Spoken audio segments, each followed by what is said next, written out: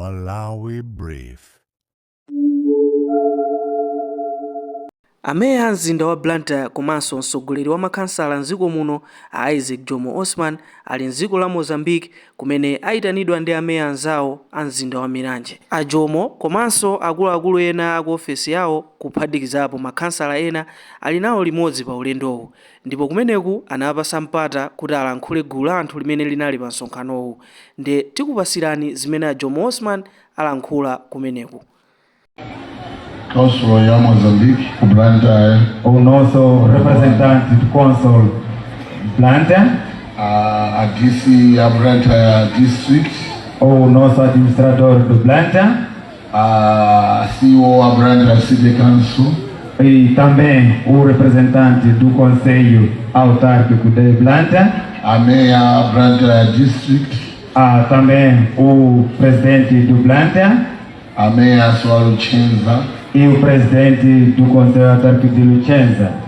Comaço Macassala Nosso, Muita do Grau Blantyre. E todos os membros vindos do Blantyre.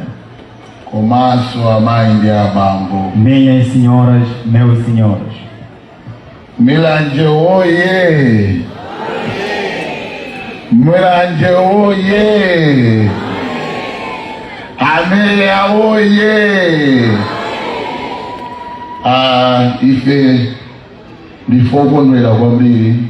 Nós estamos muito felizes. Obwera kuno kutipanga invite kuliza kanal para programa mene hii. Por ter nos convidado para fazermos parte deste programa. Komanso boziwa kuti ife Blantyre City kapena ku Malawi tili pa ubale wabwino ndi Milanje. E sabendo que nós, como membro do Conselho do Blantyre, temos uma grande familiaridade com os nossos amigos do Conselho Municipal de Milanje, trouxemos um presente para darmos o nosso presidente de Milanje.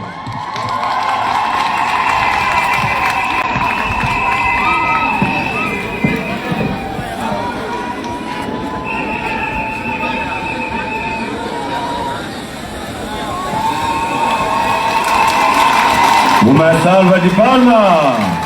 Mãe de amor!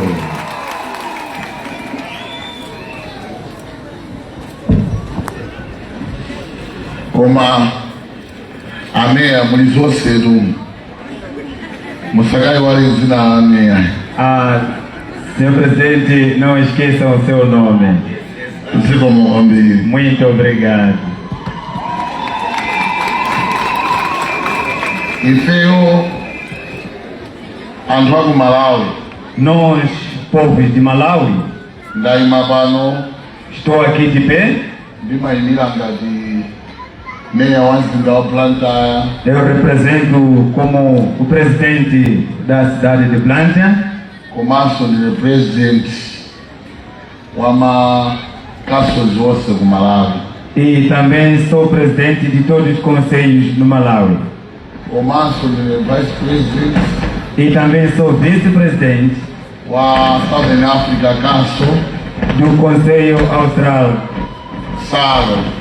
Salo. O telegu a presidente da Basfaile. Assim esse presidente está embaixo de mim. Ife ku Malawi de fotokoza kwambiri. Nós no Malawi estamos muito gratos pela nossa familiaridade que nós temos com o povo de Moçambique.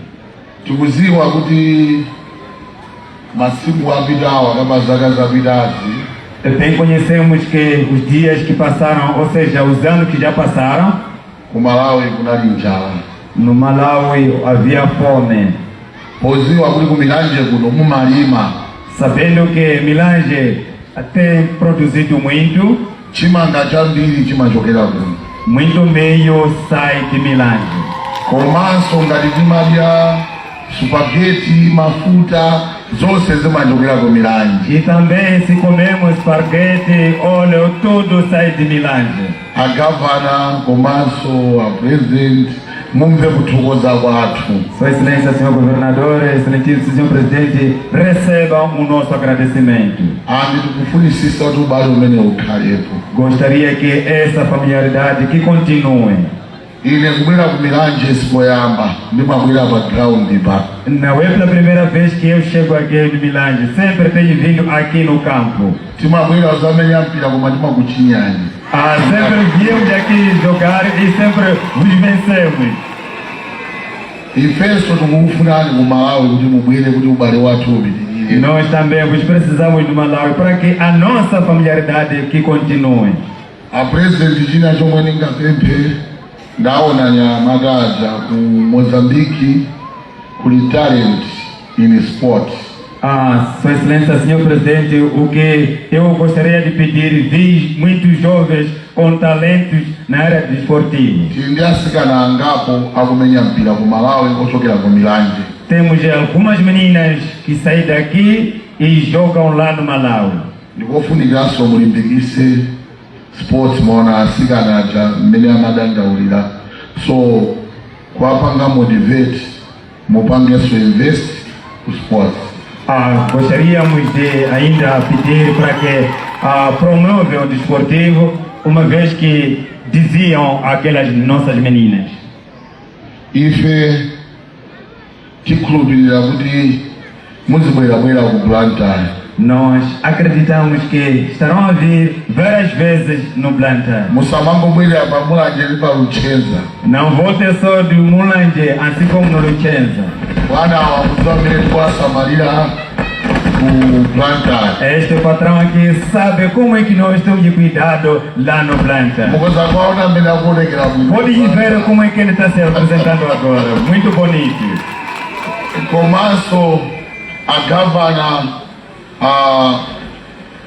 masiku apitawo anali ku Blantyre. E também, Sua Excelência, senhor governador, há dias atrás estava em Blantyre. Akuziwa zomwe takambirana. Ele sabe o que nós combinamos. Tikufuna ubale umene upitirire. Queremos que essa familiaridade que continue. Tikufuna tizipanganso ma exchanging programs. Queríamos também fazer troca de experiências. Osati aife anthu andale tokha. Não só entre nós os políticos, komanso ngakhale ana asukuluwa. mesmo os estudantes. Akuzobwera ku Blantyre kuzaphunzira zinthu zanyuwani. Podem vir no Blantyre para aprender novas coisas. Komanso aku Blantyre akuzobwera kuno kuzaphunzira zinthu zanyuwani. Também os do Blantyre poderão vir aqui aprender novas coisas. Mmene ndaonera paja Aquilo que eu vi aí, azimayi amaimba nyimbo zomwezo zomwe timayimba ku Malawi. as mamães cantavam as canções, as mesmas que nós temos cantado lá no Malawi. Mukaonesesa ndi azungu chabe Se verem, são apenas brancos só, omwe anatipangisa kuti kukhale malire. que nos fizeram com que haja limites. Koma tonsefe Mas nós todos ndife amodzi. somos únicos. Muito obrigado. Zikomo kwambiri. Zikomo. Thank you. ndi mmenemo mene bangwe yatimirira kumeneku ku dziko la Mozambique mu mzinda umenewu wa Milanje. Speech ya munthu wamkulu meya Isaac Jomo Osman mwaimva. Ngati mungakhale ndi maganizo pa zimene alankhulazi mukhozanso kutiuza mu comment section. Khalani pomwepo pamene tikhalenso tikubwera ndi mapulogalamu otsatira.